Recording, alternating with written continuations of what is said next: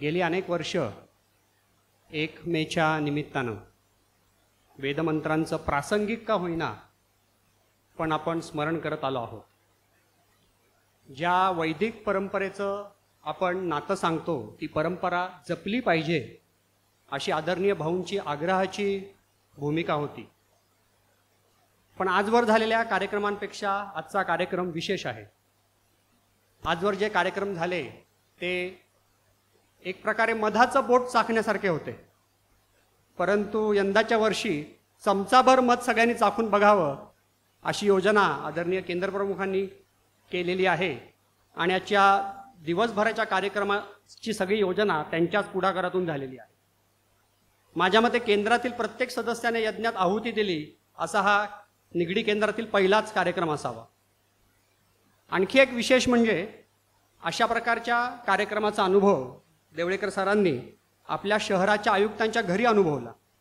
त्यामुळे शहराचे आयुक्तही ही परंपरा जपण्यासाठी कृतिशील असणारे आहेत याचा या शहराचे नागरिक म्हणून आपणा सर्वांनाच आनंद असेल. आहुती देतानाचे मंत्र किती समजले यापेक्षा ते ऐकताना आहुती देताना निर्माण झालेले भाव हे महत्त्वाचे वाटतात. अभंग ऐकताना गातानाही असेच भाव आपण अनुभवतो आणि हे भावच आपल्याला आपण या परंपरेशी कसे जोडले गेलो आहोत याची प्रचिती आपल्याला देत असतात. भाव महत्त्वाचे तसा विचारही महत्त्वाचा. आजच्या कार्यक्रमाचं दुसरं वैशिष्ट्य म्हणजे मंत्रपठण, यज्ञ, आहुती यासोबत वैचारिकाचीही योजना करण्यात आली आहे. सकाळच्या सत्रात आदरणीय संचालक आपल्याशी संवाद साधणार आहेत, तर दुपारच्या सत्रात आर्य समाजाचे आचार्य आपल्याशी संवाद करणार आहेत. भारतीय समाजाची धारणा आणि सुधारणा करणारे महर्षी दयानंद या विषयावरती संचालक बोलणार आहेत. प्रबोधिनीने 4 राष्ट्रभक्त संत हे आदर्श म्हणून स्वीकारले आहेत. समर्थ रामदास, महर्षी दयानंद, स्वामी विवेकानंद आणि श्री अरविंद हे ते 4 पथदर्शक आहेत. या चौघांची शिकवण प्रबोधिनीने प्रातिनिधिक स्वरूपात डोळ्यांसमोर ठेवली आहे. हे 4ही पथदर्शक संन्यासी होते, संघटनेची सूत्र मांडणारे होते, देशव्यापी संघटनेची कल्पना करणारे होते, संघटना स्थापन करणारे होते, वैयक्तिक मोक्षापेक्षा देशहिताला प्राधान्य देणारे आणि भारतीयांमध्येच परमेश्वर शोधणारे असे होते. पण स्वामी विवेकानंदांविषयी जितका आपण ऐकतो वाचतो, समर्थ रामदासांविषयी जितका आपण ऐकतो वाचतो, तितकं महर्षी दयानंद आणि श्री अरविंद यांच्याविषयी ऐकणं वाचन आपलं होत नाही. त्यामुळे आजच्या दोन्ही वैचारिकातून महर्षी दयानंद यांना आपल्याला अधिक समजून घेता येणार आहे. आजच्या वैचारिकाचा विषय जेव्हा मी प्रथम ऐकला तेव्हा त्यातील शब्दांचे अर्थ आधी आपल्याला समजून घ्यावे लागतील असं वाटलं आणि मग त्यानंतर कदाचित आपला विषय प्रवेश होऊ शकेल. त्यामुळे धारणा म्हणजे काय इथपासून ते महर्षी शब्दाचा नेमका अर्थ काय इथपर्यंत आपल्याला समजून घ्यावं लागेल. बोलीभाषेत आपण ऋषी, महर्षी, ब्रह्मर्षी सगळं समानार्थीच वापरत असतो. आतल्या गोटातील माहितीप्रमाणे आदरणीय संचालक महर्षी शब्द उलगडून दाखवणार नाही आहेत त्यांच्या वैचारिकातून. त्यामुळे त्याची माहिती मला जेवढी समजली तेवढी मी प्रस्तावनेतून देण्याचा प्रयत्न करतो. ऋषी ही दर्शनात अशी ऋषी या शब्दाची एक व्याख्या केली जाते. येथे दर्शन शब्दाचा अर्थ द्रष्टेपण असा आहे. महर्षी ही ऋषीपेक्षा वरची उपाधी समजली पाहिजे. महान ऋषी अशी त्याची फोड करता येईल. त्यामुळे महान द्रष्टे असं कदाचित म्हणता येऊ शकेल. ब्रह्मर्षी ही त्यापेक्षा अधिक वरची कोटी. वसिष्ठांना ब्रह्मर्षी पदवी होती. ब्रह्मज्ञान झालेल्या व्यक्तींना ब्रह्मर्षी म्हटलं जायचं. हा सगळा एक वेगळ्या प्रकारचा भाग झाला. पण आपण सगळे प्रबोधिनीचे सदस्य म्हणून आज एकत्रित जमलेलो आहोत. त्यातही बहुतांश जण अध्यापक आहोत. त्यामुळे प्रबोधिनीच्या शिक्षणाची जी सूत्र आहेत त्याची पार्श्वभूमी सुद्धा आजच्या वैचारिकेला असली पाहिजे असं माझं स्वतःचं मत आहे. त्यामुळे सारे देशप्रश्न माझे प्रश्न आहेत असं वाटणं, ते संघटितपणे सोडवले पाहिजेत असं वाटणं, आपले विद्यार्थी समाजासाठी देशासाठी काम करणारे कार्यकर्ते झाले पाहिजेत अशी भूमिका ठेवणं, आपल्या संस्कृतीचा अभ्यास करणं, आचरण करणं, संस्कृतीमधील नको ते सोडून देणं आणि आवश्यक ती भर टाकणं अशा सगळ्याच अपेक्षा प्रबोधिनीचे अध्यापक म्हणून आपल्याकडून करण्यात आलेल्या आहेत. तेव्हा ही सूत्र मनात ठेवत आत्ताचं वैचारिक ऐकलं तर ते अधिक फलदायी होईल असं माझं मत आहे.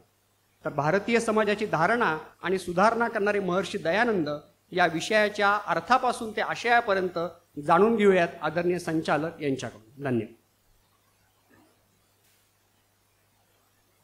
आजच्या या कार्यक्रमासाठी आपण मातृमंदिरामध्ये बसलेलो.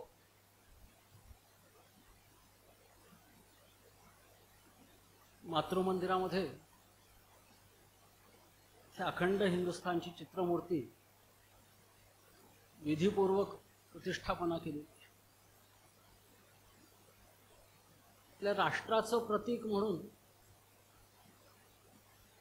ती चित्रमूर्ती इथे लावली. प्रतीक आणि प्रतिमा दोन शब्द वेगळे आहेत. राष्ट्र हे आपल्या सगळ्यांच्या मनामध्ये असतं, त्याची प्रतिमा नाही करता येत. पण प्रतीक म्हणजे या चित्रमूर्तीकडे पाहिल्यानंतर आपल्या राष्ट्राची आठवण आपल्याला होऊ शकते.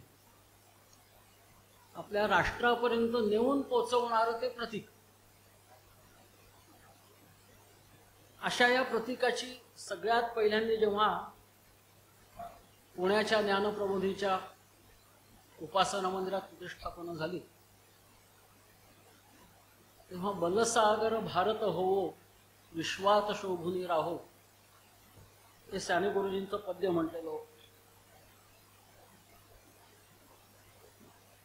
भारत बलसागर व्हावा ही इच्छा आहे आमची आणि तो सगळ्या विश्वामध्ये शोभून दिसावा अशी ही इच्छा आहे आमची. ही भावना सगळ्या देशभक्तांची असते, क्रांतिकारकांची होती, सर्वसामान्य नागरिकांची असते, विरक्त संन्याशांची होती.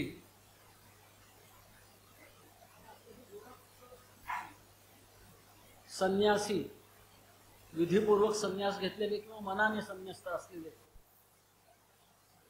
ही परंपरा किती जुनी असू शकते. आपल्या सगळ्यांना आर्य चाणक्य माहिती, अनेक जणांना स्वामी विद्यारण्य माहिती असते. हे प्राचीन युगातले किंवा मध्ययुगात, त्याच्यापेक्षा अलीकडच्या काळातले म्हणजे समर्थ रामदास, दयानंद, विवेकानंद, अरविंद,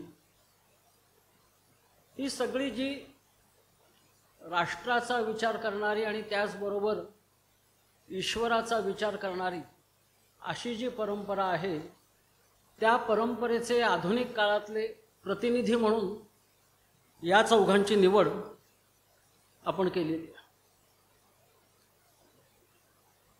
अध्यात्मशास्त्र हे परदेशामध्येही आहे, भारतातही. पण परदेशामधलं अध्यात्मशास्त्र हे बरंचसं बौद्धिक स्तरावरचं आहे आणि भारतीय अध्यात्म म्हटलं म्हणजे त्याला प्रत्यक्ष अनुभवाची आवश्यकता आहे, साक्षात्कार झाला पाहिजे. तर हे भारतीय अध्यात्म जे आहे, साक्षात्काराचा, प्रत्यक्ष अनुभवाचा, परमेश्वरी शक्तीच्या अनुभवाचा आग्रह धरणारं असं वातावरण समाजात तयार करणं, समाजात टिकवणं म्हणजे समाजाची धारणा करणं. आणि तो वारसा टिकून राहिला तर त्याच्यासाठी राष्ट्र टिकून राहिला पाहिजे. आणि राष्ट्र टिकून राहण्यासाठी इथल्या सगळ्या कामांमध्ये, कार्यक्रमांमध्ये, व्यवहारामध्ये कालानुरूप बदल व्हावे लागतात. हे कालानुरूप बदलही करत जाणं म्हणजे सुधारणा करणं. धारणा करण्यालाच आपल्याकडे परंपरेमध्ये धर्मसंस्थापना असा शब्द आहे. समाजात सुधारणा करणं, कालानुरूप सुधारणा करणं, ह्याच्यासाठी प्रबोधिनीच्या संस्थापकांनी समाज संस्थापना असा शब्द वापरायला सुरुवात केली. आणि हे दोन्ही एकत्र झालं पाहिजे. धर्मसंस्थापनाही झाली पाहिजे आणि समाज संस्थापनाही झाली पाहिजे. असा प्रयत्न करणं म्हणजे राष्ट्र घडण करणं. आणि अशी राष्ट्रघडण झाली पाहिजे त्याचं स्वप्न पाहणारे ते राष्ट्रद्रष्टे,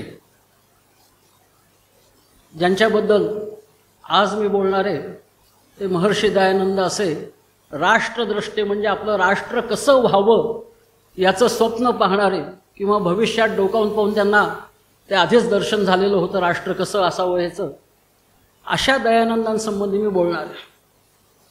बरोबर 6 महिन्यापूर्वी या मातृमंदिरातच महर्षी दयानंदांचं चरित्र आणि कार्य याच्यावरती मी बोललेलो होतो. त्यामुळे आज त्याविषयी बोलता बोलता कुठे उल्लेख आले तरी येतील, त्याच्यासंबंधी आज मी फार बोलणार नाही. पण राष्ट्रघडणीचा, धर्मसंस्थापनेचा, समाज संस्थापनेचा विचार महर्षी दयानंदांनी कसा मांडला त्याच्या संबंधी बोलणार आहे. पण प्रबोधिनीमध्ये या विचाराला सुरुवात करताना, अर्थात ज्ञानप्रबोधिनीच्या स्थापनेच्या आधीही सुमारे 10 वर्ष ज्ञानप्रबोधिनीच्या संस्थापकांनी जे पुस्तक लिहिलं त्या विवेकानंद काय म्हणाले, किंवा आता त्याच्या नवीन आवृत्तीचं नाव आपण राष्ट्रद्रष्टे विवेकानंद म्हणतो, त्याची सुरुवात केली पाहिजे. दयानंदांवर बोलायचं असलं तरी या पुस्तकापासून मी सुरुवात केली आहे. याचं कारण या पुस्तकाच्या मुखपृष्ठावर कृण्वन्तो विश्वम आर्यम हे जे आर्य समाजाचं बोधवाक्य, घोषवाक्य, मार्गदर्शक सूत्र आहे त्याच्यामध्ये आलेलं आहे. का आलं असेल असा मी विचार करत होतो. तर त्याचं कारणच मुळी आप्पांनी राष्ट्रसेवेची पहिली प्रतिज्ञा जी घेतली ती वयाच्या 10व्या वर्षी श्रद्धानंदांचं वध झाला ती बातमी कळल्यानंतर त्या 10 वर्षाच्या बालकाच्या मनामध्ये प्रश्न आला की मग आता श्रद्धानंदांचं काम कोण करेल. आणि त्यांनी मनोमन प्रतिज्ञा घेतली की आता श्रद्धानंदांचं काम मी पुढे. अर्थातच हा विचार केल्यानंतर श्रद्धानंदांचे जे गुरु महर्षी दयानंद त्यांचाही काहीतरी अभ्यास आप्पांनी त्यावेळी केलेला असणार. नंतर स्वतंत्रपणे भारताला स्वातंत्र्य मिळायच्या सुमारास, स्वातंत्र्य मिळाल्यानंतर आता देशामध्ये काय झालं पाहिजे ह्याचं चिंतन चालू असताना त्यांनी विवेकानंद चरित्र, विवेकानंदांचं समग्र वाङ्मय याचा अभ्यास केला. आणि त्यातून त्यांना विवेकानंद काय म्हणाले असं सुमारे विवेकानंदांच्या समग्र वाङ्मयातले 70-75 वेच्यांचं संकलन करायचं सुचलं. ते या पुस्तकामध्ये दिलेले, पण त्याचं उपशीर्षक म्हणून त्यांना कृण्वन्तो विश्वम आर्यम असंच द्यायला लागलं. विवेकानंदांनी हे शब्द प्रत्यक्ष नाही वापरलेले, पण विवेकानंदांचं चरित्र वाचल्यानंतर आप्पांना जे पद्य रचून घ्यावं असं वाटलं. विवेकानंदांचं वर्णन करताना दास्यात पाहुने विश्वधर्म जननीती असं म्हणावं असं वाटतं. म्हणजे इथला जो सनातन धर्म आहे, वैदिक धर्म आहे, तो फक्त भारतापुरता नाही, तो सगळ्या विश्वासाठीचा आहे. आणि अशा विश्वासाठीच्या धर्माची जी जननी ती आमची भारतभूमी, ती दास्यात पाहून विवेकानंद अस्वस्थ झाले असं त्याचा उल्लेख आहे. आणि पुढे मग मनवज्र हवे अन मनगट ते पोलाद असं म्हणता म्हणता जगजिंका याची ईर्षा दाटो चित्ती असंही विवेकानंदांचं वर्णन केलेलं आहे की त्यांनी काम केलं ते कशासाठी केलं तर आम्हाला जग जिंकायचं आहे याच्यासाठी. त्यामुळे जग जिंकायचं आहे म्हणजे सगळ्या जगापर्यंत पोचायचं आहे हा अर्थ कृण्वन्तो विश्वमार्यम या मंत्रामध्ये पूर्णतः येतो. आज आपण अनेक वैदिक मंत्र त्याचं श्रवण करत हवन करतो आहोत. तर मी मला उत्सुकता म्हणून हा कुठे बरं मंत्र आला वेदामध्ये असं शोधत होतो आणि ते सापडले. ऋग्वेदाच्या 9व्या मंडलामध्ये 63वे सूक्त त्यातली ही 5वी ऋचा आहे. ही ऋचा काही जण म्हणतात इंद्राला उद्देशून आहे, काही जण म्हणतात सोम या देवतेला उद्देशून आहे, काही जण म्हणतात की सोमरसाला उद्देशून आहे. आणि त्याचा अर्थ काय, तर इंद्राचं बळ वाढवणारे. पहिल्या ओळीचा अर्थ सर्वांना आर्य बनवणारे किंवा बनवणाऱ्या. सोमरसाच्या धारा म्हटलं तर बनवणाऱ्या असं म्हटलं पाहिजे, नाहीतर सर्वांना आर्य बनवणारे आणि दोष नाहीसे करणारे. असा तो सोमरस आहे किंवा सोमरसाचे सेवन करणारे आम्ही सगळे आहोत किंवा सोमरसाचं सेवन करणारा इंद्र आहे. अशा वेगळ्या पद्धतीने त्याचा अर्थ हा लावता येतो. पण मधली जी ओळ आहे कृण्वन्तो विश्वमार्यम, ती स्वतंत्रपणे घेतली तर विश्वाला सगळ्यांना आर्य बनवणारे, पण करताही नाही क्रियापद नाही, ते संस्कृतमध्ये जोडता येतं आपल्याला. त्यामुळे मला वाटतं महर्षी दयानंदांनी किंवा आर्य समाजामध्ये ही मधली ओळ स्वीकारलेली आहे. आणि वयम कृण्वन्तो विश्वमार्यम भवेम, असा वयम आणि भवेम असे शब्द हे जोडता येतात की आम्ही विश्वाला आर्य करणारे होऊ. आणि जर का वेदामध्येच प्रत्यक्ष हे म्हटलेलं तर स्वतः वेगळं काय करायला पाहिजे. त्यामुळे मला वाटतं महर्षी दयानंदांनी आर्य समाजाने या पद्धतीने त्याचा विचार केलेला आहे.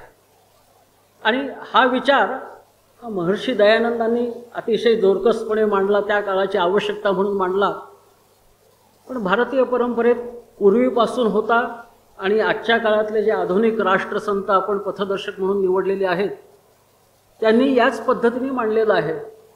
इतर पथदर्शक काय म्हणतात ते आपण पाहूया.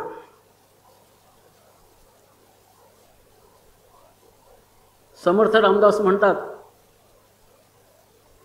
रामकथा ब्रह्मांड भेदून पैलाड न्यावे. म्हणजे विश्व पृथ्वी वगैरे नाही, सगळं ब्रह्मांडच. आणि त्या ब्रह्मांडाच्या पलीकडे सुद्धा रामकथा नेऊन पोचवली पाहिजे. कारण रामकथेचं श्रवण करत, गायन करत, चिंतन करत श्रीरामाचे सगळे गुण आपल्यामध्ये यावेत, असं आपल्यामध्येही व्हावं आणि आपण इतरांपर्यंत ते पोचवावं, हे रामकथा सगळीकडे पोचवण्याचा उद्देश. समर्थ रामदासही ब्रह्मांड भेदून पलीकडे जाण्यापर्यंत आपल्याला ही रामकथा पोचवली पाहिजे, भारतीय संस्कृतीचे आदर्श पोचवले पाहिजेत असं म्हणतात. विवेकानंद काय म्हणतात, ते आधुनिक जग हिंडून आलेले होते आणि त्यांनी गमतीशीर विधान केलेलं आहे.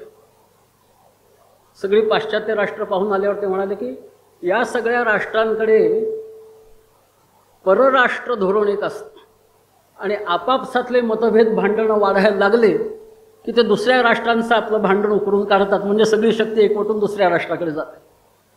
तर भारताला बरीच वर्ष, बरीच शतकं परराष्ट्र धोरण असं काय आपल्या देशाचं मांडलेलंच नव्हतं आपण. तर मग हे नित्याचं परराष्ट्र धोरण काय, तर आम्हाला जग जिंकायचं आहे. कसं जिंकायचं आहे, तर आपल्या शास्त्रातली म्हणजे वेदांमधली, उपनिषदांमधली चिरंतन सत्य म्हणजे जे शाश्वत कायमचे टिकणारे असे जे विचार आहेत ते सगळ्या जगाला शिकवणं, हे आमचं नित्याचं परराष्ट्र धोरण असलं पाहिजे. कायमचं म्हणजे हे सरकार आलं ते सरकार आलं त्याचा काही संबंध नाही. सगळ्या भारतीयांचं कायमचं परराष्ट्र धोरण हे की आम्हाला जगाला आमचं अध्यात्म ज्ञान हे शिकवायचं आहे. आणि महर्षी अरविंदांनी काय म्हटलं, भारताला स्वातंत्र्य मिळालं त्याच दिवशी त्यांचं आकाशवाणीवर भाषण झालं होतं 15 ऑगस्टला 47ला. पहिलं स्वप्न ही फाळणी पुसली जावी आणि भारत अखंड व्हावा.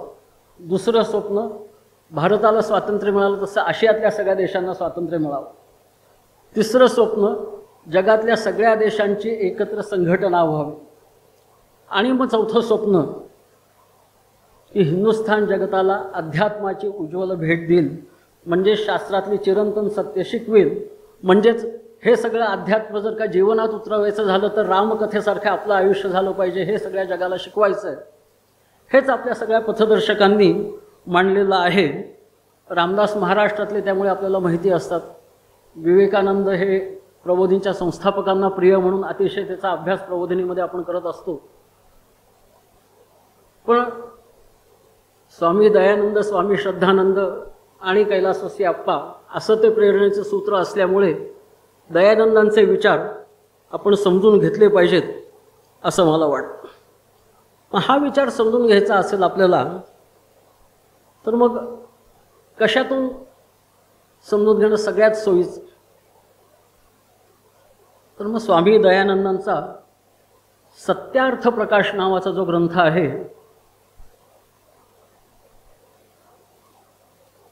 तो आधार म्हणून आपण घेणं हे सगळ्यात चांगलं.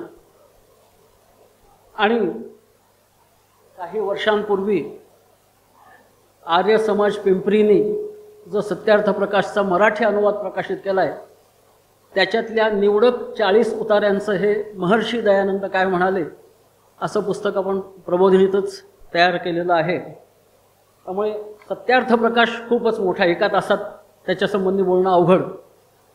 त्यामुळे या पुस्तकातल्या काही गोष्टींबद्दल, काही विचारांबद्दल मी बोलणार आहे, कारण त्यातल्या 40 विचारांबद्दल बोलणंसुद्धा अतिशय अवघड. सत्यार्थ प्रकाश म्हणजे काय? तर सत्याचा अर्थ समजून घ्यावा आणि त्या अर्थाचा प्रकाश आपल्या जीवनामध्ये, आपल्या वागण्यामध्ये उतरावा, या हेतूने लिहिलेला हा ग्रंथ आहे. आणि सत्य समजून घ्यायचं असेल तर कुठून सुरुवात केली पाहिजे? तर ईश्वराच्या नावापासून सुरुवात केली पाहिजे. ते समुल्लास हे एकेका प्रकरणाला किंवा अध्यायाला दिलेलं नाव आहे. सत्यार्थ प्रकाशामध्ये एकूण 14 समुल्लास आहेत. त्यातले 10 समुल्लास हे भारतीय पद्धतीप्रमाणे मंडन करणारे, म्हणजे मला काय मांडायचं ते सांगणारे, आणि शेवटचे 4 समुल्लास हे खंडन करणारे, म्हणजे मला जे सांगायचं त्याच्यापेक्षा वेगळे जे विचार आहेत त्यातल्या त्रुटी, त्यातल्या चुका दाखवून देणारे असे आहेत. ही भारताची पूर्वीपासूनची वादविवादाची पद्धत आहे की आधी मंडन करायचं, दुसऱ्याचं सुद्धा मंडन करायचं आणि मग खंडन करायचं, आणि आपलं तर मंडन करत राहिलाच पाहिजे आपण. तर पहिल्या समुल्लासात ईश्वर एकच आहे, त्याचं रूप काही तुम्हाला सांगता येणार नाही, पण त्याचे गुण तुम्हाला सांगता येतात. आणि ते सगळे गुण सांगणारे, त्या गुणांच्या आधारे परमेश्वराने जे काही काम केलेलं आहे त्या कामाचं वर्णन करणारे, परमेश्वराच्या स्वभावाचं वर्णन करणारे असे जे जे शब्द आहेत ती ईश्वराची नावं आहेत. आपल्या वर्षारंभ उपासनेच्या पोथीमध्ये आपण याच अर्थाचा एक मंत्र घेतलेला आहे. एकम सद्विप्राः बहुधा वदन्ति अग्निम यमम मातरिश्वान मायुः. अग्नी, यम हे शब्द आपल्याला माहिती आहेत. मातरिश्वा म्हणजे वायू, वायुदेव. हे तिन्ही नावं त्या पहिल्या समुल्लासात उल्लेख केलेली आहे. नमुन्यादाखल 100 नावं महर्षी दयानंदांनी त्याच्यात सांगितलेली आहेत. त्याच्यात विष्णू हे सुद्धा नाव आहे. पण आपल्याला जो माहिती आहे विष्णू, शेषशाही विष्णू किंवा चतुर्भुज विष्णू असा तो विष्णू नाही. तर विष्णू म्हणजे सगळ्यांना व्यापून राहिलेला, या अर्थाने विष्णू ते परमेश्वराचं नाव आहे. मला सहज उत्सुकता म्हणून मग मी विष्णू सहस्रनाम काढलं, आणि ही जी 100 नावं आहेत त्यातली विष्णू सहस्रनामात किती आहेत? कारण परमेश्वराच्या सगळ्या गुणांचं वर्णन करायचं म्हणजे तेही आलेलं असणार. बहुतेक सगळे सापडले मला त्याच्यात. आणखीन एक गंमत सापडली मला. विनोबांनी विष्णू सहस्रनामाचा अभ्यास केलेला होता आणि त्यांनी कुराणाचाही अभ्यास केलेला होता. कुराणामध्ये परमेश्वराचा अल्लाह हे त्याचं नाव, पण त्याचं गुणवर्णन करणारे जे जे शब्द आलेले आहेत त्यांचा अरबी भाषेचा अभ्यास होता. त्यांनी असे शब्द शोधून काढले, असे 99 शब्द सापडले की त्याच अर्थाचं विष्णू सहस्रनामामध्ये सुद्धा उल्लेख आहे. त्यामुळे परमेश्वर एकच आहे. त्याचं गुणकर्म स्वभाव दाखवणारे जे काही शब्द ज्याला कोणाला सापडतील ते त्याच्या आहेत. आणि मग समर्थ रामदासांनी म्हटले तुम्ही संधीतली 24 नावं घ्या ती परमेश्वराचीच, विष्णू सहस्रनामातली 1000 नावं घ्या तीही परमेश्वराची. खरी त्याची नावं अनंत आहेत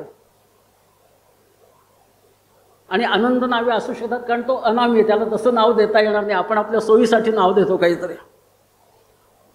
आणि तो जो परमेश्वर आहे तो कसा आहे, तर तो आपल्या अंतर्यामी आहे, आतच आहे, हे आपण ओळखावं आणि ते विवेकाने ओळखावं असं म्हटलेलं आहे. महर्षी दयानंदांनी त्याचं स्पष्टीकरण अशा पद्धतीने वेगळ्या पद्धतीने केले की आपण परमेश्वराचं नामस्मरण करावं असं म्हणतो. पण हे नामस्मरण करायचं म्हणजे काय, तर ह्या गुणांचा कर्माचा अर्थ समजून घ्यायचा आणि तसं वागायचा आपण प्रयत्न करणं हेच परमेश्वराचं नामस्मरण.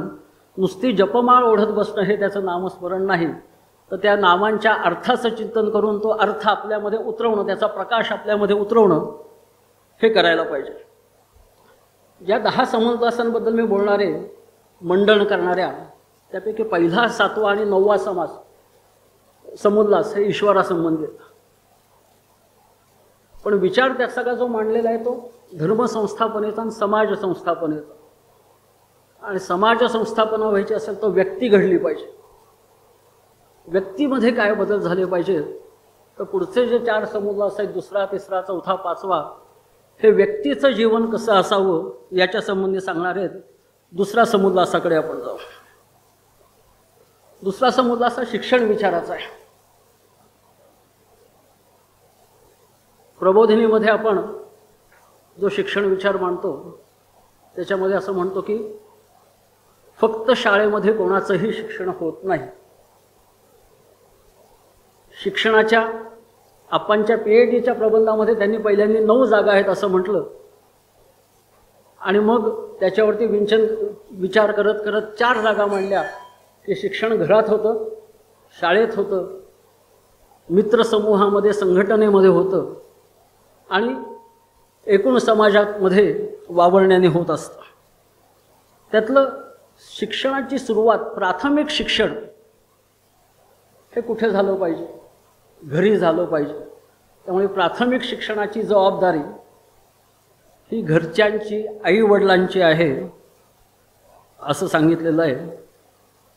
आणि चक्र पुन्हा पुन्हा फिरून येतं. आता नवीन राष्ट्रीय शैक्षणिक धोरण आलं आहे, त्याच्यात शिक्षणाचा पहिला टप्पा 3 ते 8 वर्षाचा म्हटलेला आहे. महर्षी दयानंदांनी असंच म्हटलं की 8व्या वर्षापर्यंतचं शिक्षण घरी आईवडिलांनी केलं पाहिजे. तेव्हाच्या परिस्थितीनं 8व्या वर्षी मग शाळेत घालावं. मग आईवडिलांनी काय शिकवायचं, तर मुख्य कसं वागावं, कसं बोलावं, आपल्याहून जे मोठे आहेत त्यांच्याशी कसं बोलावं आणि आपल्या घरात मदतीसाठी येणारे जे वेगळ्या प्रकारचे सहाय्यक आहेत त्यांच्याशी कसं बोलावं, नम्रतेने कसं बोलावं, इतरांना आदर देत कसं बोलावं, हे सगळं आईवडिलांनी शिकवायला पाहिजे. आणि अक्षर ओळख करून दिली पाहिजे. आणि राष्ट्रीय एकात्मतेचा विचार कसा त्यांनी केला असेल माहीत नाही, पण देवनागरी लिपी शिकवावी. महर्षी दयानंद गुजरातमधले, गुजराती लिपी शिकली असणार, पण सगळ्यांना शिकवायची ती देवनागरी लिपी शिकवावी. आईवडिलांनी अक्षर ओळख करून द्यावी, ती देवनागरी अक्षरांची करून द्यावी. पण तिथेच थांबू नये, अन्य भारतीय भाषांच्या लिप्यांची सुद्धा अक्षर ओळख मुलांना करून दिली पाहिजे. लहान वयापासूनच हे जर का झालं, आत्ता आपल्याला जर्मन शिकावं, संस्कृत शिकावं, फ्रेंच शिकावं, चिनी शिकावं असं वाटतं लहान वयापासून. दयानंदांनी मात्र म्हटलं की सगळ्या भारतीय भाषांची अक्षर ओळख ही करून दिली पाहिजे. आणखीन वय वर्ष 8च्या आधीच काय शिकवलं पाहिजे,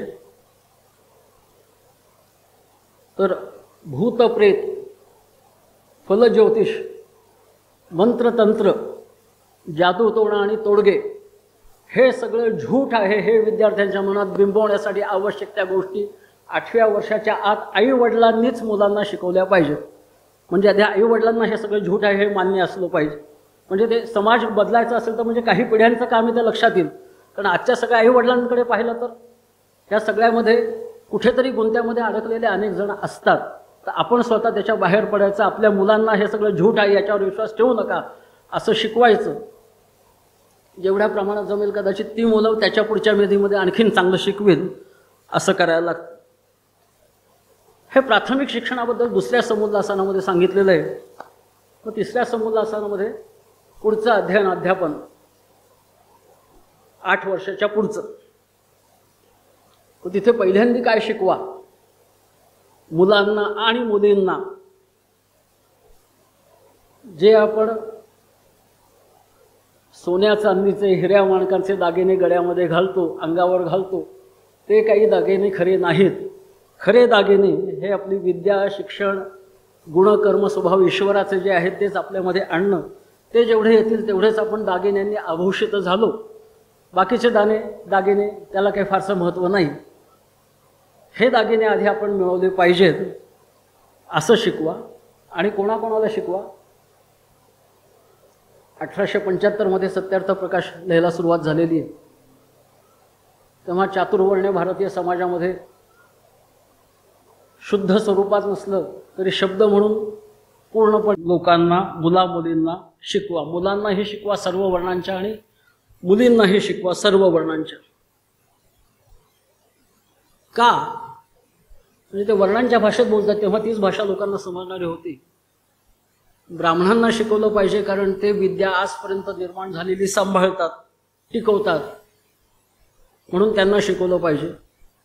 पण ब्राह्मण जी विद्या सांभाळतात ती विद्या, धर्म, राज्य, धन हे सगळं वाढवणारे कोण आहेत? तर क्षत्रिय, वैश्य आणि शूद्र आहेत. ते सगळं हे वाढवतात. तर ते वाढवायचं असेल तर त्यांनाही शिकवलं पाहिजे. आणि त्यांनी जर का वाढवलं तर त्याचा अभ्यास मग ब्राह्मण करू शकतील आणि ते पुढे टिकवतील. त्यामुळे समाजात नवीन विद्येची भर घालणं आणि टिकवणं ही सगळी कामं करायची असतील तर चारही वर्ण आवश्यक आहेत. मुलांनाही शिकवणं आवश्यक आहे, मुलींनाही शिकवणं आहे आवश्यक. तर हे सगळं शिकवण्याचं काम म्हणजे खरं अध्ययन, अध्यापन असं महर्षी दयानंदांनी म्हटलंय. मग अध्यापन पूर्ण झालं मग काय? चौथा समुल्लास. मग अध्यापन पूर्ण झाल्यानंतर गृहस्थाश्रम. प्रेमविवाह म्हटलेलं नाही, स्वयंवर पद्धतीने म्हटलेलं आहे. पण 1875 म्हटलेलं आहे की शिक्षण पूर्ण झालं म्हणजे मुलं मुली ही 18 वर्षाचे पुढे जातील, सज्ञान होतील.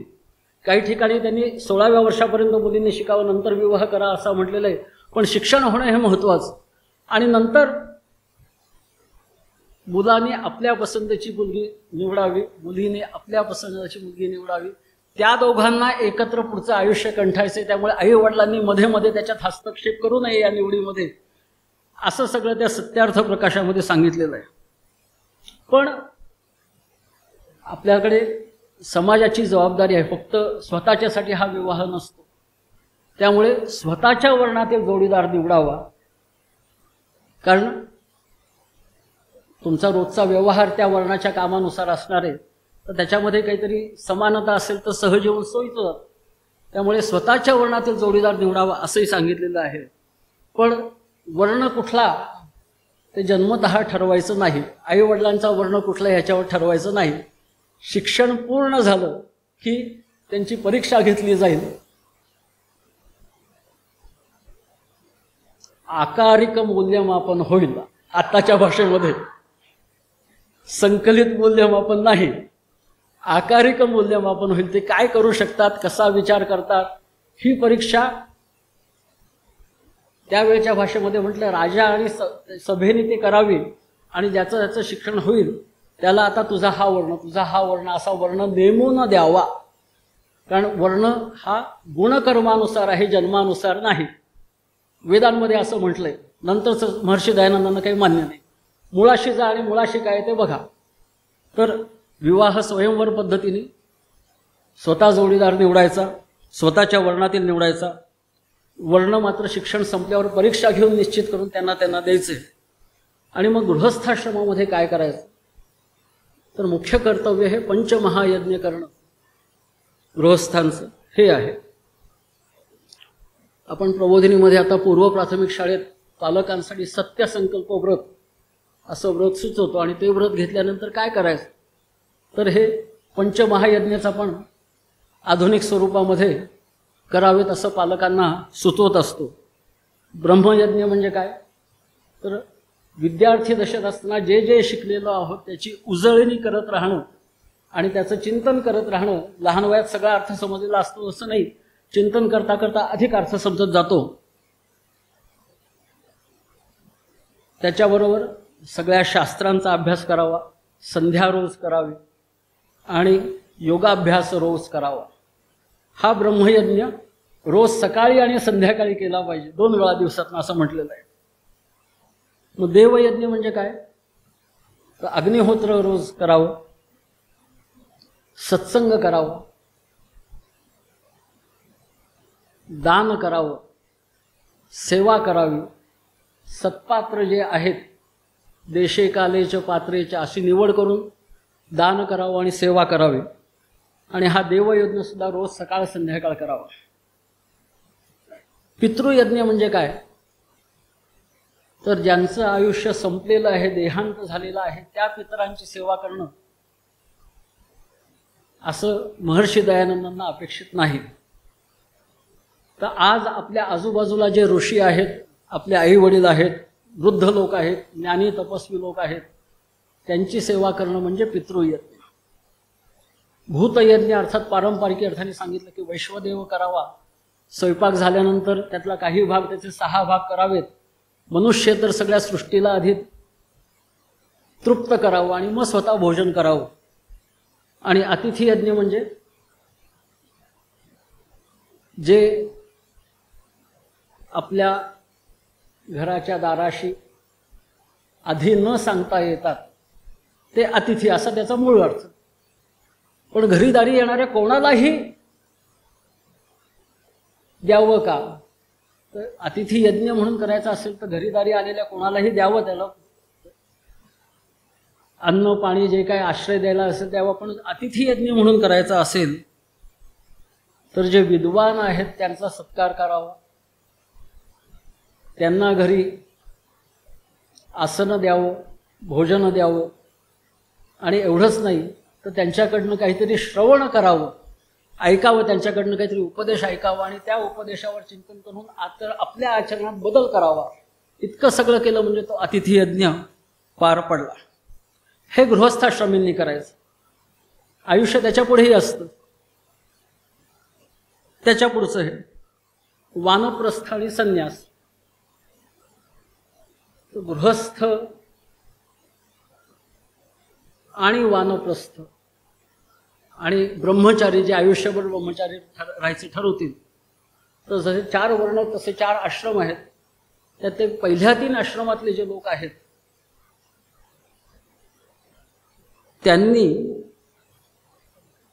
सगळ्या भौतिक विद्या शिकवण्याचं काम करावं. म्हणजे पृथ्वीवरील जीवन, या आयुष्यातलं जीवन स्वतःला आणि सगळ्यांना सुखकर करण्यासाठी ज्या ज्या विद्या वापराव्या लागतात, जी जी कौशल्य वापरावी लागतात ती ब्रह्मचारी, गृहस्थ आणि वानप्रस्थांनी शिकवावेत. वानप्रस्थांची स्वतःची कर्तव्य पूर्ण झालेली असतात त्यामुळे त्यांना जास्ती वेळ मिळतो शिकवायला. त्यामुळे गुरुकुलांमध्ये मुख्य असे शिक्षक असावेत असं एका ठिकाणी म्हटलेलं आहे. आणि मग संन्याशांनी मुख्य काय शिकवावं? धर्मसंस्थापनेचं काम करणारे कोण?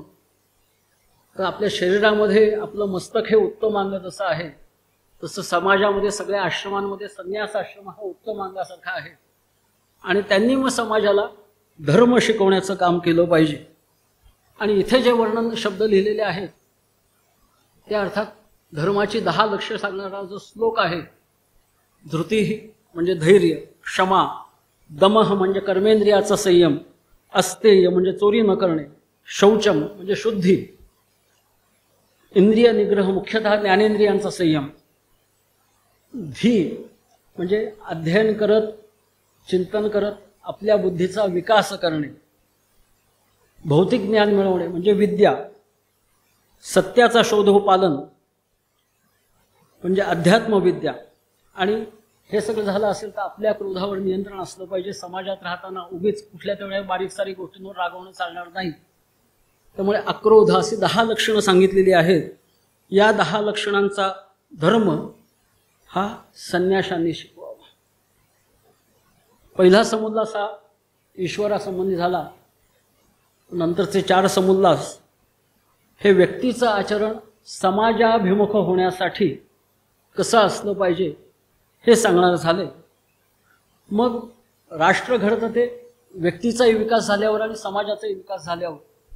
तर समाजाचा विकास होण्यासाठी समाजाचं नेतृत्व कसं असलं पाहिजे याच्यासाठी पुढचा समुल्लास राजधर्म हा सांगितलेला आहे. खरा आदर्श काय? राजाच नको. न राज्यम न च राजासीत न दंडो न च दांडिका. म्हणजे दंड करणारा कोणी नाही, दंडाची आवश्यकताच नाही, राजाही नाही, राज्य व्यवस्थाही नाही, शासन व्यवस्थाही नाही. सगळे लोक परस्परांचं रक्षण करतायत, परस्परांची काळजी घेत आहेत. ही समाजाची आदर्श स्थिती. अशी जेव्हा असेल तेव्हा समाजाचा अभ्युदय पूर्ण झाला. ज्याला आजच्या काळात शाश्वत विकास वगैरे म्हणतात, त्याला पूर्वीच्या काळापासूनचा शब्द अभ्युदय म्हणजे भौतिक विकास आणि नैतिक विकास दोन्ही झालं पाहिजे. नैतिक विकास झाला तरच मग राजा नाही, राज्य नाही, दंड नाही तरी समाज चालेल. पण आपल्याकडे जसे विकसित राष्ट्र आणि विकसनशील राष्ट्र, तसा अभ्युदित समाज आणि अभ्युदयशील समाज.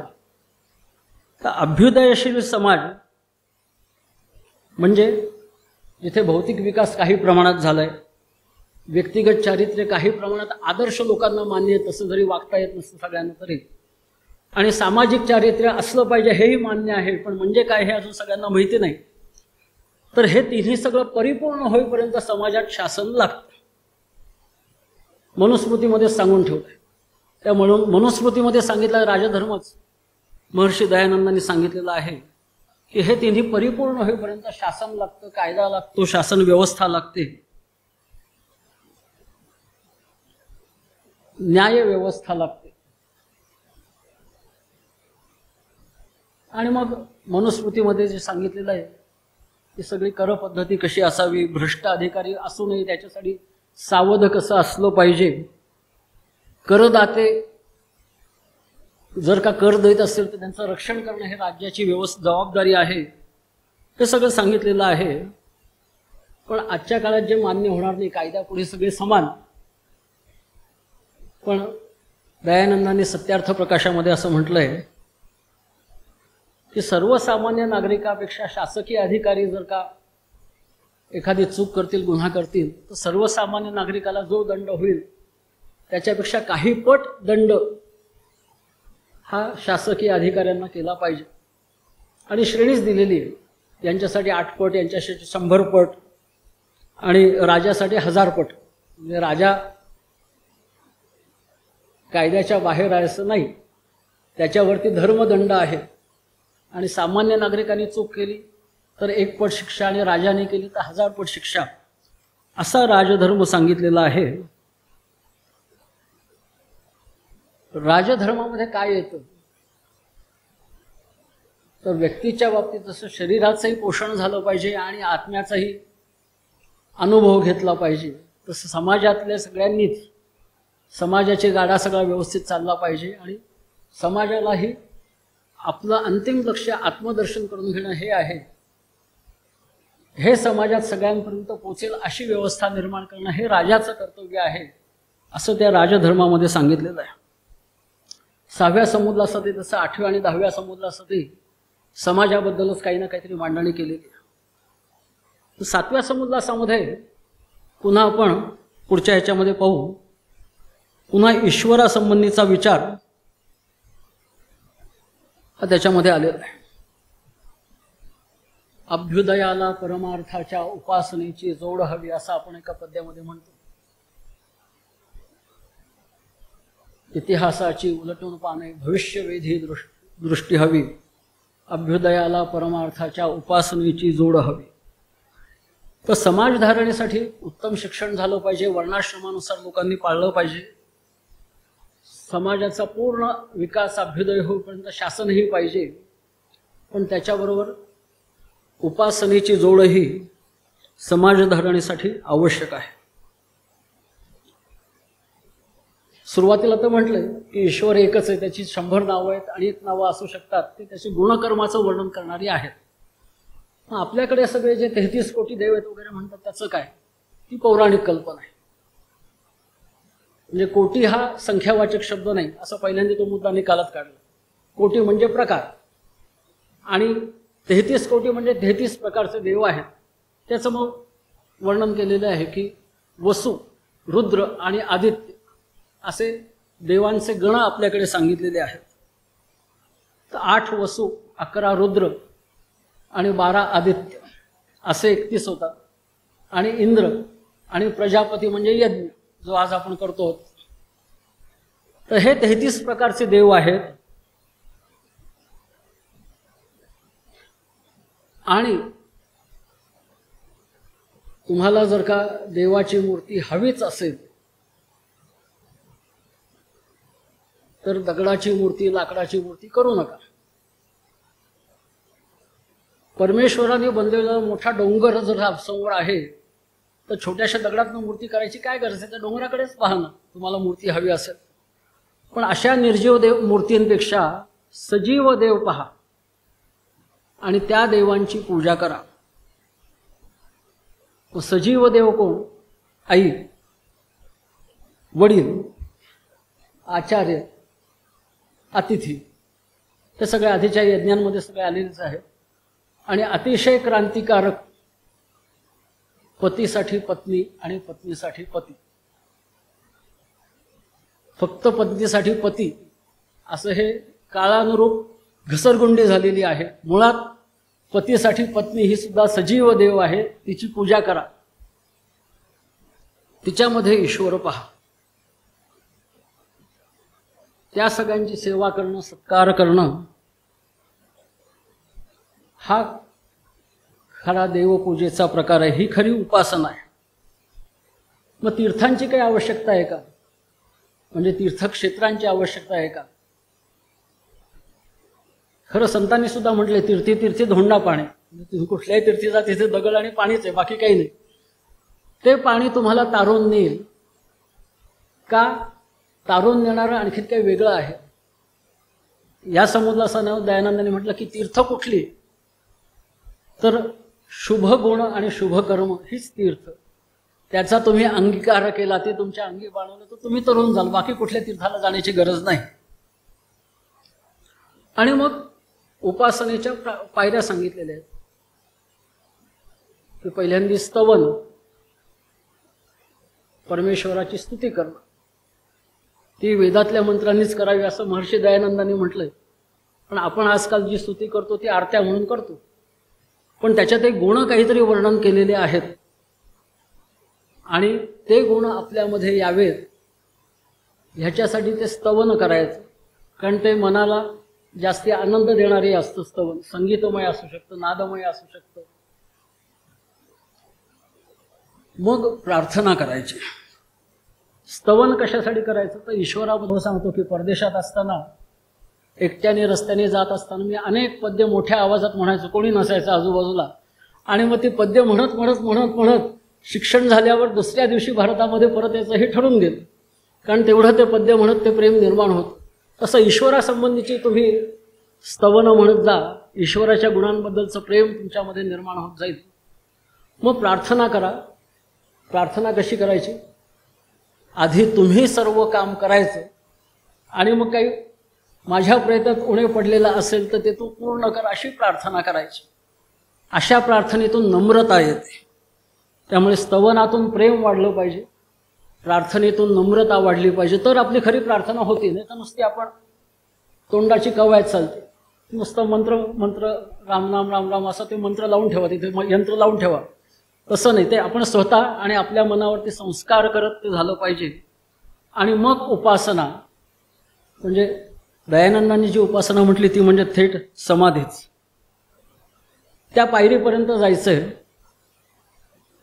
असं स्तवन, प्रार्थना आणि उपासना या 3 टप्प्यांनी ईश्वराची पूजा आपली पूर्ण होईल. मग 8वा समुद्रास हा खरं सृष्टीची उत्पत्ती म्हणून त्यांनी सुरुवात केली. पण सृष्टीची उत्पत्ती काय सांगणार? ती अनादी अनंत आहे.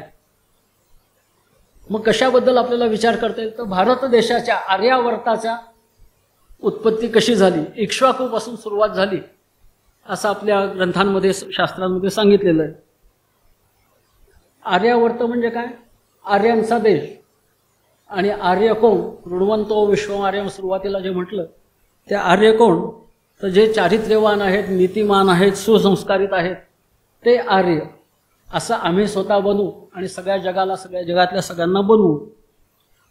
पण इथे सुरुवात झालेली आहे म्हणून हा आर्यावर्त. सगळ्या जगातल्या लोकांना आर्य बनवायचं आहे, हे आपल्या समोरचा आदर्श असला पाहिजे, ध्येय असलं पाहिजे. पण मग आज आर्यावर्ताची स्थिती अशी का झाली? कारण हे सगळं आमच्याकडे शास्त्र असून, वेद असूनही आम्ही आळशी बनलो, आम्ही प्रमाद करायला लागलो, चुका करायला लागलो, दुर्लक्ष करायला लागलो आणि यादवी म्हणजे फुटीरता आमच्यामध्ये आली, आपापसात लढायला लागलो. असं झाल्यामुळे आर्यावर्त परतंत्र झाला. हे सगळं सांगता सांगता आपण सगळ्या जगाला आर्य करायचं असेल तर पहिल्यांदा आपण स्वतंत्र झालं पाहिजे. आणि आपण स्वतंत्र होण्यासाठी आपण सगळ्यांनी पुन्हा वेदप्रणीत, वेदांनी सांगितलेल्या मार्गाकडे गेलं पाहिजे. त्याची सुरुवात कुठून? तर सर्व जातीच्या स्त्री पुरुषांना वेद पठणाचा अधिकार आहे इथपासून. त्या काळात मोठा क्रांतिकारक बदल होता. पण दयानंदांनी म्हटलं की हे वेदांमध्ये हे करू नका असं सांगितलं नाही. मला भाऊंचे आठवडे आहेत की अनेक शैक्षणिक उपक्रम इथे चालायचे, लोक म्हणायचे अहो हे चालणार नाही. शासकीय अधिकारी सुद्धा येऊन सांगायचं हे चालणार नाही. मग भाऊ म्हणायचे की हे करू नका असं तुमच्या कुठल्या नियमात सांगितलं ते बघा, करू नका असं सांगितलं नसेल तर आम्ही करणार. तर तसं दयानंदांनी अनेक ठिकाणी वेदांमध्ये हे करू नका असं कुठे म्हटलंय? हे नंतरची कोणीतरी घातलेली भर आहे, चूक आहे. वेदांपाशी जाणे, सर्व स्त्री पुरुषांना वेद पठणाचा अधिकार आहे, तो पुन्हा प्राप्त झाला पाहिजे असं म्हटलं पाहिजे. आणि सगळ्यांना हा वेद पठणाचा अधिकार मिळाला, सगळे वैदिक संस्कृतीकडे परत गेले, त्याप्रमाणे जगायला लागले. तरी भारताला स्वातंत्र्य मिळणं आणि जगातल्या सगळ्यांना आर्य बनवणं ह्याच्यासाठी संघटना पाहिजे. परस्परांना सहाय्य कसं करायचं हे शिकण्यासाठी आर्य समाजाची स्थापना केलेली आहे. मग 9वा समुल्लास बंधन आणि मुक्ती याच्या संबंधी आहे. प्रबोधिनीचं जे बोधवाक्य अविद्यया मृत्युम तीर्थवा विद्यया अमृतमश्नुते, हे पुस्तक तयार करताना या मंत्राच्या अर्थावरती बरीच चर्चा झाली. जी निवड केलेली होती ती त्या पुस्तकातनी असल्यामुळे मी आर्य समाजाला पत्र पाठवलं की अशी अशी निवड केली, छापायची, एकदा तुमची मान्यता द्या. त्यांनी एक आर्य समाजी विद्वान पाठवले माझ्याकडे आणि याच्यावरती आमची बरीच चर्चा झाली की प्रबोधिनीमध्ये आपण म्हणतो अविद्यया मृत्युम तीर्थवा म्हणजे भौतिक ज्ञानाने भौतिक जग तरुण. ते म्हणाले नाही, महर्षींनी काय सांगितलंय? कर्म म्हणजे शारीरिक क्रिया, उपासना ही मानसिक क्रिया, दोन्ही क्रियाच. त्यामुळे दोन्ही मिळून अविद्या आणि ज्ञान म्हणजे विद्या. केवळ अविद्येचा म्हणजे केवळ कर्म आणि उपासना केली तरी सुद्धा तरी ते बंधनच आहे, ज्ञान नसेल तर. आणि केवळ ज्ञान आणि हातनं काहीच कृती होत नाही तरी ते बंधनच आहे. खरी मुक्ती जेव्हा विद्या आणि अविद्या दोन्ही एकत्र येईल त्यावर. समर्थ रामदासांची कोवी त्यावरती मला आठवते की अनेक स्थळी अनेक प्रसंग जाणून करणे यथा सांग. जगात टिकून राहायचं असेल तर करावंच लागतं. अनेक स्थळी अनेक प्रसंग जाणून करणे यथा सांग म्हणजे अविद्या, ते केलंच पाहिजे. प्राणी मात्राचे अंतरंग होऊन जावे. आणि हे सगळं करत असताना आपला ज्यांच्याशी संबंध येतो, मनुष्यांशी आणि सजीवांशी सगळ्यांशी, त्यांचा अंतरंग होऊन जा. आपल्याला चिमटा घेतला की आपल्याला दुःख होतं, तसं त्यांना चिमटा घेतल्यावर त्यांनाही दुःख होत असेल हे जाणवणं आपल्याला म्हणजे अंतरंग होऊन जाणं.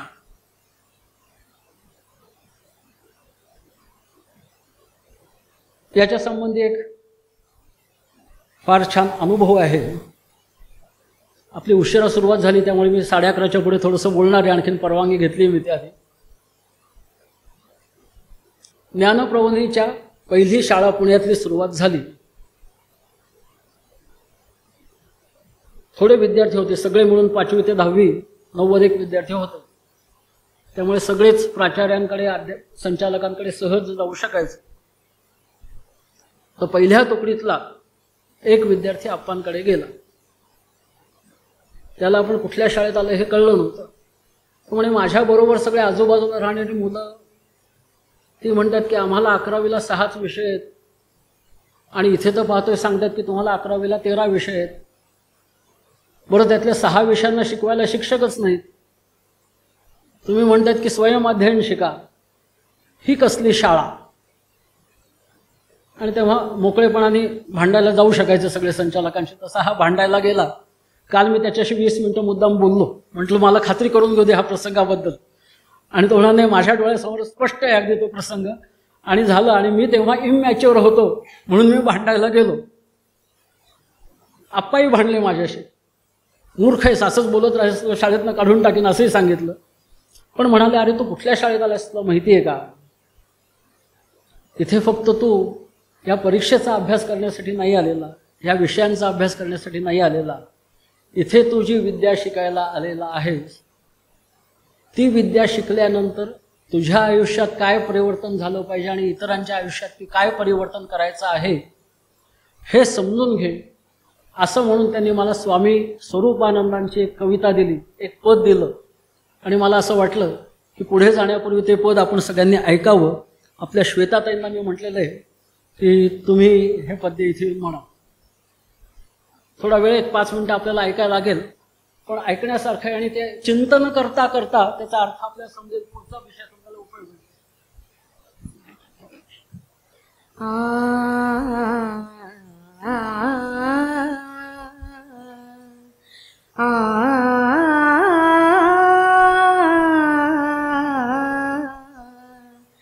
दाविते ज्ञान भानुते, दाविते ज्ञान भानुते, अज्ञान तमनाशिते, अज्ञान तमनाशिते, सुख शाश्वत जी देते, ती विद्या मिळवू इथे, ती विद्या मिळवू इथे, ती विद्या मिळवू इथे, ती विद्या मिळवू इथे.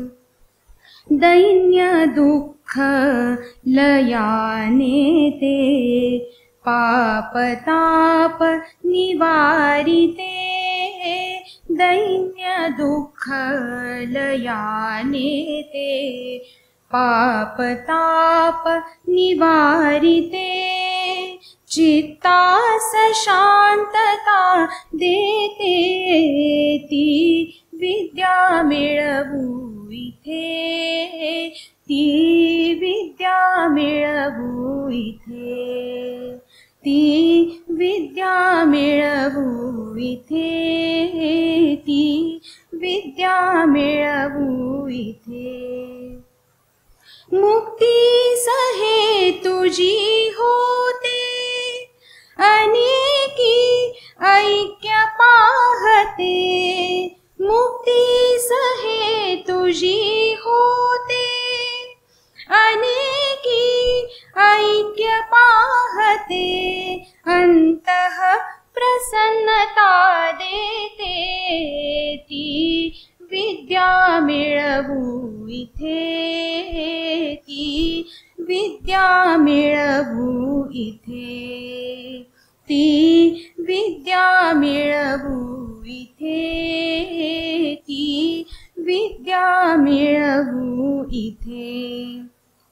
लोपविजी अहंते ते, विश्वाचे हित साधिते, लोपविजी अहंते ते, विश्वाचे हित साधिते, अनाथा हात जी देते, ती विद्या मिळवू इथे, ती विद्या मिळवू इथे, ती विद्या मिळवू इथे, ती विद्या मिळवू इथे. धर्मादी पुरुषार्थाते, येते सार्थकता जिथे, धर्मादी पुरुषार्थाते येते सार्थकता जिथे सार्थ साक्षरता भेटे ती विद्या मिळवू इथे ती विद्या मिळवू इथे ती विद्या मिळवू इथे ती विद्या मिळवू इथे आनंदी जन्मजी घेते आनंदे विश्व कोंदते आनंदी जन्मजी घेते आनंदे विश्व कोंदते आनंदी लीनजी होते ती विद्या मिळवू इथे ती विद्या मिळवू इथे दाविते ज्ञान भानुते दाविते ज्ञान भानुते अज्ञान तमनाशिते सुख शाश्वत जी देते ती विद्या मिळवू इथे ती विद्या मिळवू इथे ती विद्या मिळवू इथे ती विद्या मिळवू इथे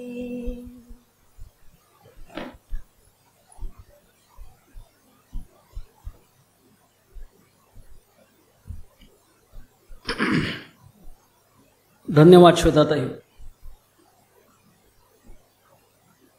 राष्ट्रघडणीसाठी सत्यार्थ प्रकाश आपल्याला कळायला पाहिजे. तर शिक्षण जर का सगळीकडे होते तर ती विद्या इथे म्हणजे घरीही मिळाली पाहिजे, शाळेतही मिळाली पाहिजे, मित्रमेळ्यामध्ये संघटनेतही मिळाली पाहिजे आणि समाजातही मिळाली पाहिजे. म्हणजे किती मोठं काम करायचं आहे हे आपल्या लक्षात येईल. असं करणं हे धर्मसंस्थापनेचं काम. तर आपण जो वारसा चालवतोय तो आपण ह्या पदाच्या निमित्ताने अध्यात्माचा पाया आपल्या सगळ्या कामाला कसा असला पाहिजे ते सांगितलेलं आहे. आणखीन एका प्रसंगात मोरारजीभाई देसाई पंतप्रधान होते तेव्हा त्यांनी ज्ञानप्रबोधिनीला भेट दिली होती. तेव्हा सांगताना त्यांनी असं म्हटलं होतं की 1920 सालानंतर असहकाराच्या चळवळीत जी राष्ट्रीय विद्यालयं स्थापन झाली त्या राष्ट्रीय विद्यालयांमध्ये शिक्षण देण्याचा जो हेतू होता त्याच हेतूने ज्ञानप्रबोधिनीची स्थापना केलेली. म्हणजे आम्हाला काही सुचतंय ते नवीन असं नाही, आम्ही आमच्या देशाची जी परंपरा आहे तीच पुढे चालवतोय. त्यामुळे इथे राष्ट्रविचाराचंही शिक्षण द्यायचं आहे आणि अध्यात्म विचाराचंही शिक्षण द्यायचं आहे. ते सत्यार्थ प्रकाशाच्या अभ्यासातून सुद्धा आपल्याला आणखीन काय काय करायला पाहिजे ते स्पष्ट येईल.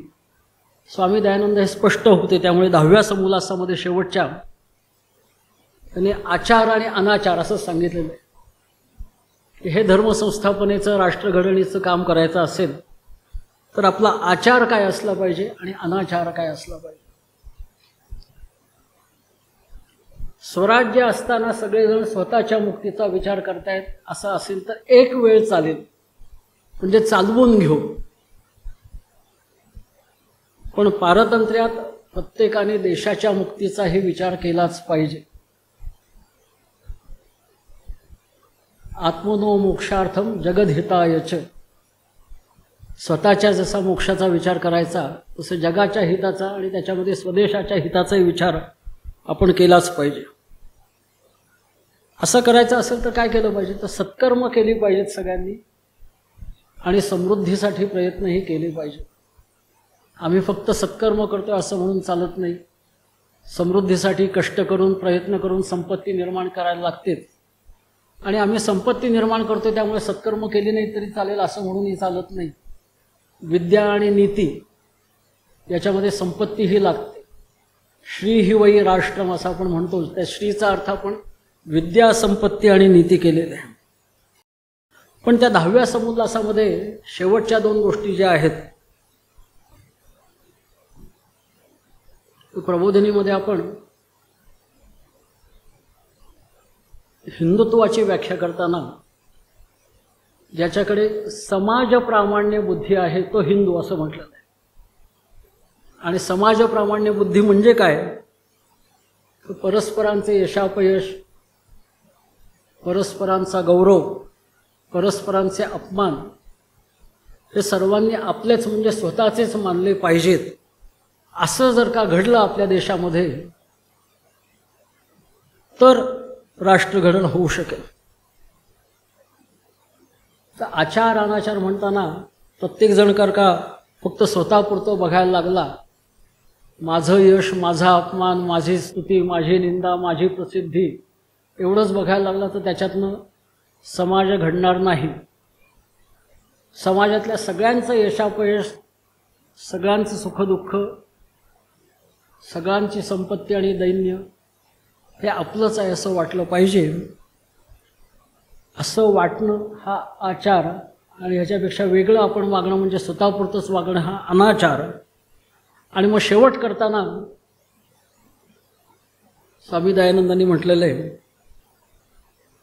अर्थात सत्यार्थ प्रकाश आर्य समाजाची तत्त्व सांगण्यासाठी केलेलं आहे. त्यामुळे तिथे असं म्हटलं आहे की देशातील सर्व संघटना आणि समाजांनी परस्पर सहकार्याने काम केलं पाहिजे. ह्याच्यासाठी तुम्ही आर्य समाजाबरोबर काम करा असं म्हटलेलं आहे. प्रबोधिनीमध्ये आपण ते वेगळ्या पद्धतीने म्हणतो की कुठलीही एक संघटना देशाचं आमूलाग्र परिवर्तन घडवू शकणार नाही. त्याच्यासाठी ते 25 तरी अखिल भारतीय संघटना पाहिजे. तेही म्हणजे आपण काही नवीन सांगतच नाही. हे महर्षी दयानंदांनी आधीच सांगून ठेवलं आहे, रामदासांनी आधीच सांगून ठेवलं आहे, विवेकानंदांनी आधीच सांगून, ज्यांनी ज्यांनी राष्ट्राचा विचार केलेला आहे आणि ज्यांनी ज्यांनी व्यक्तीच्या अंतिम आदर्शाचा विचार केलेला आहे त्यांनी या दोन्ही गोष्टींमधला अभेद दाखवलेला आहे. ते एकत्र आहे असं दाखवलेलं आहे. आणि आज या हवनाच्या निमित्ताने आपण वेदमंत्रांचं श्रवण केलेलं आहे, त्याचा काही अर्थही समजून घेतलेला आहे. तर त्याच्या आधारे समाजाची प्रतिष्ठापना व्हावी याच्यासाठी आर्य समाजाची स्थापना आणि आर्य समाजाला मार्गदर्शन करण्यासाठी सत्यार्थ प्रकाश, तो जे आर्य समाजाचे सदस्य आहेत त्यांना तर तो प्रकाश देणारा ग्रंथ आहेच, पण आपल्याही सर्वांना त्याच्या अर्थाचं आपण चिंतन केलं तर सत्य काय ते समजेल आणि ते सत्य आपल्या जीवनात उतरवणं, आपल्या जीवनात प्रकाश निर्माण करणे आपल्याला जमेल. त्यामुळे आपल्या सगळ्यांना स्वयंप्रकाशित सूर्य होता आलं तर चांगलंच, पण स्वयंप्रकाशित काजवे आम्ही आहोतच आणि दुष्टग्रहांवर मात करू असं म्हणूनच आपण सगळ्यांनी कामाला लागलं पाहिजे. या दृष्टीने आजच्या ह्या कार्यक्रमाकडे आपण सगळ्यांनी बघावं अशी विनंती करतो आणि थांबतो. रत्नाकरा धौतपदा रत्नाकरा धौतपदा हिमालय किरीटिनी ब्रह्मराजर्षि रत्नाढ्या वन्दे भारत मातरम् वन्दे भारत मातरम् वन्दे भारत मातरम्. ओ